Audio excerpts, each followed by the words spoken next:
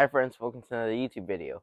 Today we're going to be treating Eddie's legs. As you know, Eddie is our male spotted turtle or female. We don't know yet. Eddie's our spotted turtle. We've had him for a while now, almost a year. But we're going to be treating his legs for a fungus infection that he's had for a while now. I finally figured out what it was. I think it was mainly because he almost drowned and I was able to bring him back. And the way I was able to bring him back, I did CPR on a turtle. So essentially, it's when you pump the legs in and out, because the way a turtle breathes, as you know, they have a plastron, right? And once it's fully bone, or they really can't expand and move it, because if they can do it, usually it's because their bone isn't fully developed, or they could have a calcium deficiency or something, or they could just be a baby, because as you know, babies have a nice pliable plastron. But as adults or juveniles, they have a hard shell, so what they have to do, they use their legs and their back legs to pump the air in and out. So they do sort of this movement, and then that's how they breathe, because their lungs have to expand in some other way. So I was able to do that for him, put his head down and tail up so the water can come out, and I dry docked him for about 2 days. So essentially, he didn't go in the water for about 2 days, and he just sat there underneath a heat lamp to make sure he was getting better. And then he finally got better. Luckily, I was able to find him on time, and then I was able to rescue him and do that. So today we're just going to do a fungus treatment on him. So after he drowned, actually, we had to keep him in a shallow container with less than an inch of water, so his top shell could still be seen. And then slowly I raised the water level, but the water quality wasn't the best in the world because it wasn't in a controlled bioactive system. So because of that, he did get a fungus infection that we're going to treat today. And it's slowly been going away, but today we're just going to make sure it fully goes away. So come with us and let's go grab Eddie.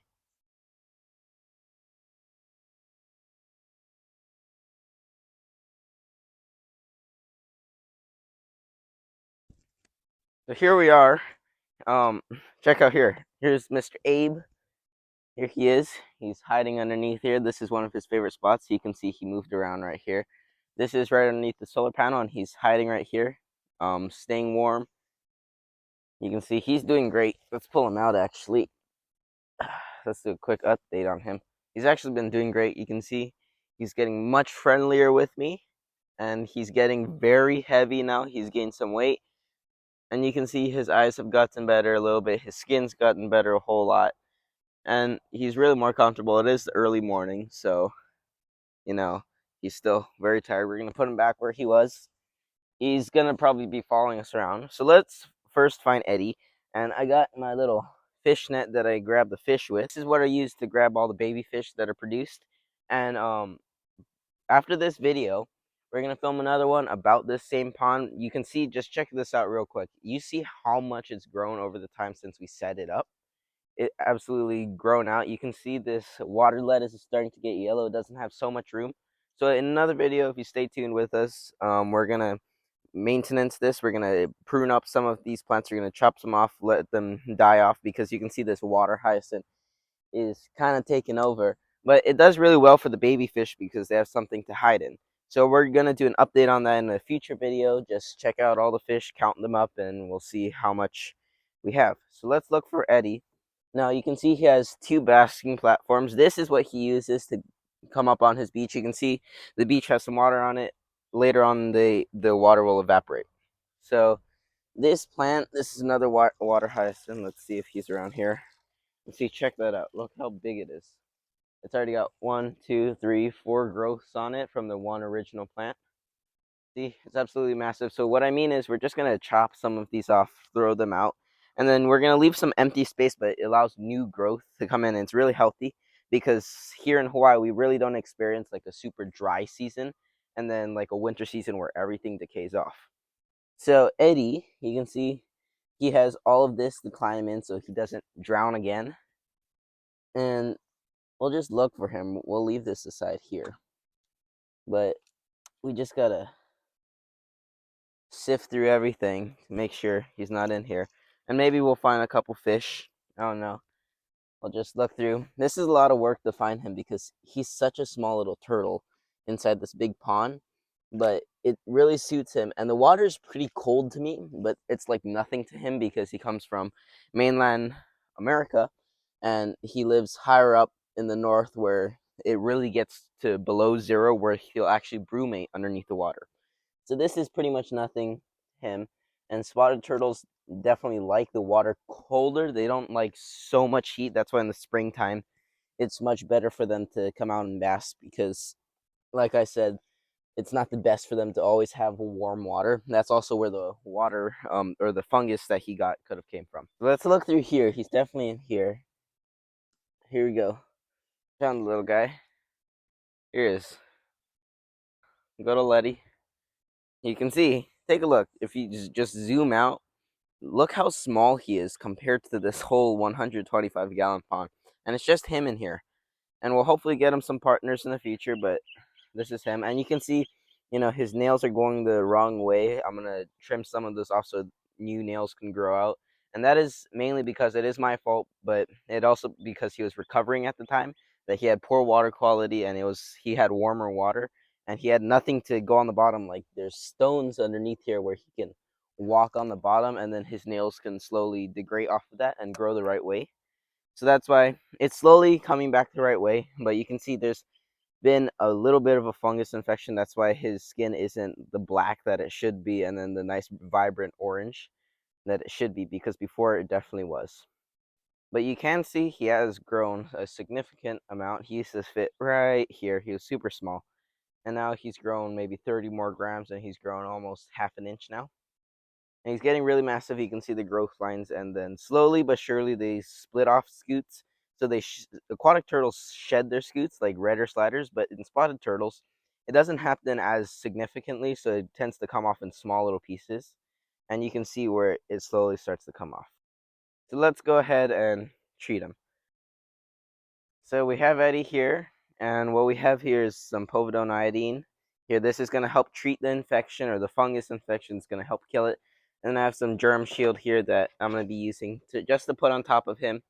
It's going to help seal the fungus and it's going to help kill it. So I think only a couple treatments will work, and then after a couple treatments, he should be back to normal. Because, like I said, we're going to be doing a whole water change and a whole cleanup of that tank, so it can be fresh new water. Because it's been about 3 months now since we didn't do a water change, but that's because it's bioactive. So all the plants, they essentially absorb the nitrates in there, and then they stop it from overbuilding up where it could eventually kill him, and the fish, because the fish would be the first ones to go. So we have some paper towels. What we're going to use, first I want to wipe my hands off. At least I got some duckweed on me. And then we're just going to grab paper towel and we're going to wipe him off.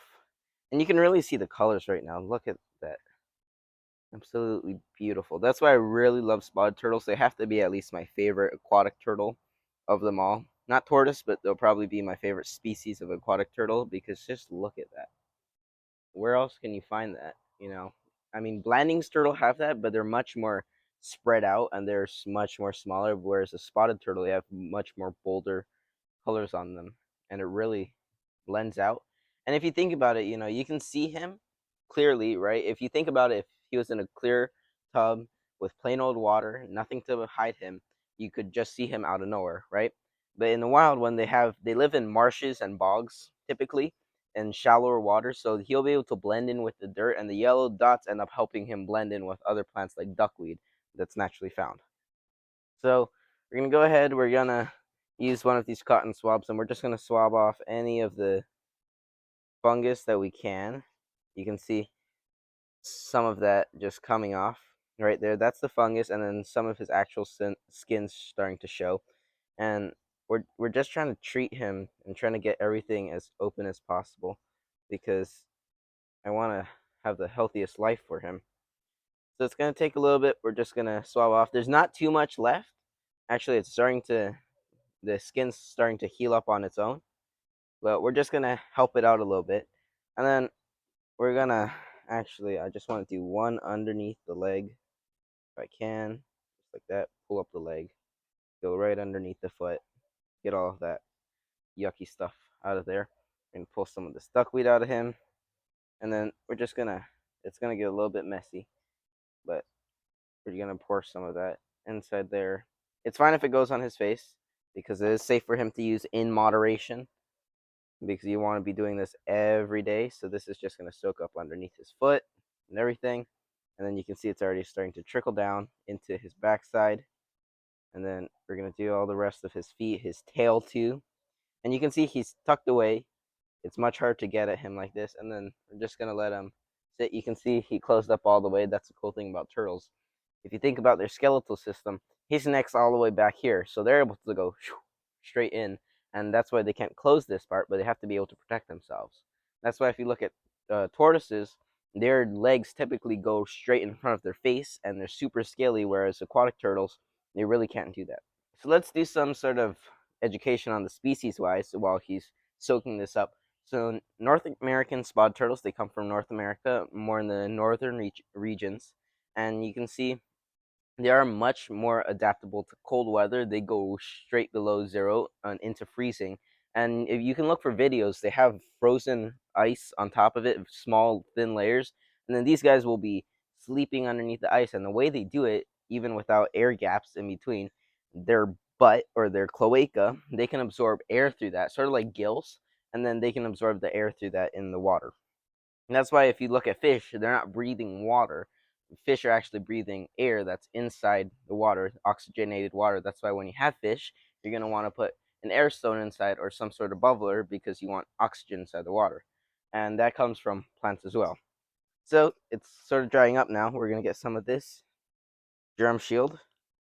And then we're going to go ahead and get some on top of the swab if I can push some out. Oop, that fell on. But this is germ shield. You can use it on yourself. Helps burns and a whole lot of things, but it helps to seal up everything.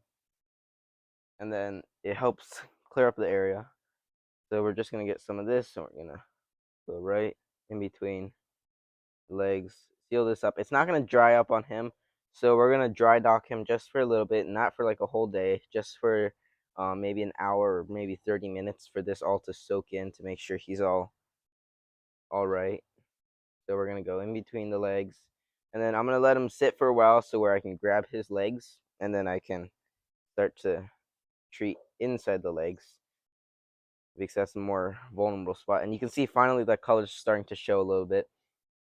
And then I'm just going to go inside there. Use the other side of the swab. Get some of that in there. And all we're trying to do is just treat this area.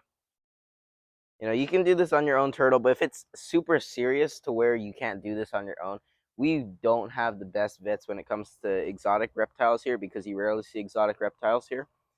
Because turtles are exotic reptiles, and there usually are no turtle vets that can treat freshwater turtles. So I try to do it all on my own because I can probably do better and it's less money.